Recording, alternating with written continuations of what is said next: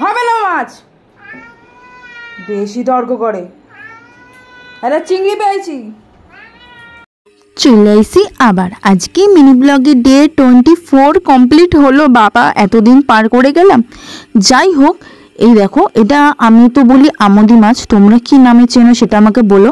এটা কিন্তু আমাদের খাবারের জন্য না, এটা টাটকাই মাছ, কিন্তু এটা নিচের বিড়ালদের আর আমাদের বিড়ালদের কিছু দেব। আর দেখো সাথে পেলাম চিংড়ি মাছ। সন্তু তো খুব ভালোবাসে, তাই ও ওই মাছটা এখন ছেড়ে দিয়ে চিংড়ি মাছটা কীভাবে গপাত করে খাবে সেটাই তোমাদেরকে দেখালাম। আর লাকি এখানে বসে থাকবে, কেন ও মাছ খায় না, তাও ও এখানটা বসে থাকবে। আর আজকে টুকিটাকি রান্না ছিল, তাই আজকে রান্না নিয়ে ভিডিওটা করলাম তোমাদের সাথে। আর আশেপাশে এত গান হচ্ছে, তার মধ্যে পাশের বাড়ি কাজ হচ্ছে, মানে ক্যাচর ম্যাচরে ভিডিওই করতে পারছি না। ভিডিও তো কিছু সাউন্ড তোমরা পাবে। যাই হোক, এখানে আমি উচ্ছে আলু ভাজা ভাজছিলাম আর কিছু একটা ভাবছিলাম, ভাবতে ভাবতে না রান্না করছিলাম, ভুলে গেছিলাম। তারপরে একটু নুন চিনি অ্যাড করে দিলাম। কারা উচ্ছে ভালোবাসো না করলা খেতে ভালোবাসে একটু কমেন্ট করে বলো তো। আমার তো উচ্ছে ফেভারিট, করলাটা আমার একদম ভালো লাগে না। উচ্ছে যতই দিতে হোক খেয়ে নেবো, কিন্তু করলাটা আমার কেমন একটা লাগে, বিকট টাইপের লাগে। তাই উচ্ছে আলু ভাজা ভেজে নিলাম। আর আমার আর বাপির তো ফেভারিট, দেখতে পাচ্ছ চুলে কালার করেছিলাম, চুলের কালারটা না উঠে যাচ্ছে, মানে এখনও পর্যন্ত চুলের যেন কালারটা ওঠে। আমার চুল স্ট্রেট করেছিলাম প্রায় 2-3 বছর আগে, 2 বছর 3 বছর আগে। তারপরে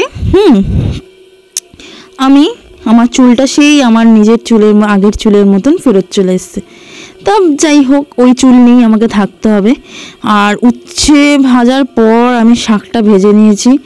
আজকে সেরকম একটা কিছু রান্না করব না, আর মাশরুম করব আজকে প্রথমবার। আবার সে রেস্টুরেন্টে গিয়ে মাশরুম খাওয়ার পর আজকে প্রথম বর নিয়ে এসছে মাশরুম।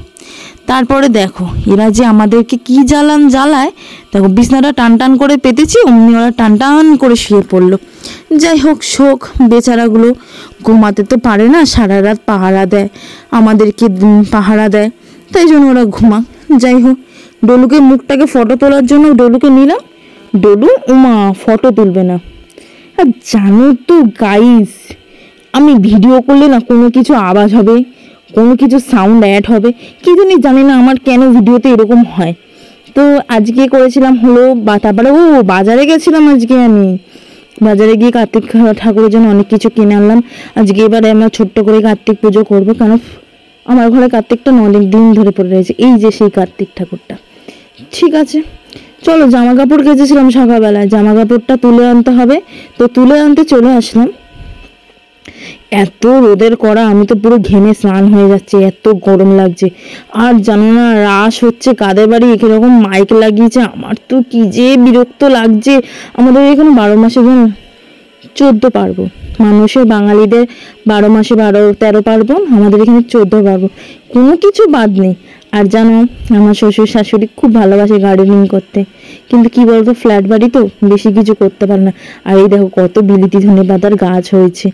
আর কারো বাড়িতে এরকম নার্সারি করতে ভালোবাসে একটু আমাকে কমেন্ট করে। তো এই দেখো মামসা গাছটা কতটা বড় হয়ে গেছে, কত ফুলের গাছ এখানে।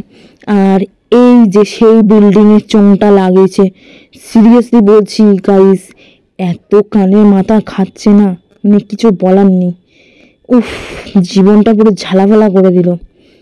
আর দেখো আমাদের মৌচাকের বাসা বেঁধেছে, দেখেছো আগে ফ্ল্যাটে কতটা বড় হয়ে গেছে, দেখো তোমরা জাস্ট দেখো। তারপরে নিজে চলে আসার পর আমি একটু জামা প্যান্টগুলো গুছিয়ে নিয়েছি। এই দড়িটা আমার সবসময় মেলানো থাকে, কেন গাইস যারা ফ্ল্যাট বাড়িতে থাকো না তারাই জানো, ব্যালকনিতে অর্ধেক ভিজা কাপড় জামা কাপড় মেলা আছে, তার মধ্যে ভিজা গামছা তাওয়াল এগুলোকে না ঘরের মধ্যে মেলে রাখি, ওই জানলার হাওয়াতে আর রোদে শুকিয়ে যায়। ওই জন্য আমি আর এই দড়িটা খুলি না। আমার বর বলছে হ্যাঁ ঘরের মধ্যে একটা দড়ি বেঁধে রাখিস। কি করব বলো ভাই, আমরা বাঙালি, এরকমভাবে থাকতেই হবে। কাদের বাড়িতে এরকম দড়ি টানানো আছে ঘরের মধ্যে একটু বলো তো। আর ফ্ল্যাট বাড়িতে যারা থাকো তারা তো জানোই যে কিভাবে করতে হয়।